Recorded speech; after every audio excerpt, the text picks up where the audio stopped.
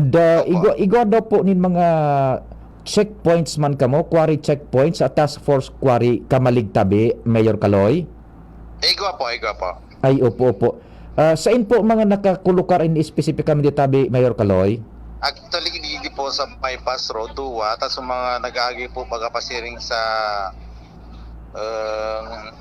Pater District, then sa pasiring Madrid sa may nagluwas sa may Padaraga. Igwa po kita dyan, gusto tamang po ma-check ang kung pina talaga ang nagluluwas ng mga aggregates na hali sa Kamalig. Ay, opo. Igwa ning saro na porsyon duman sa report ni kumpadring Jimmy, si Mayor Chino naghahapot man igwa ata nin checkpoint na nakalaog sa jurisdiction kan ginubatan tabi, Mayor Kaloy. Actually, nagkaulay kami po ni Mayor Chino.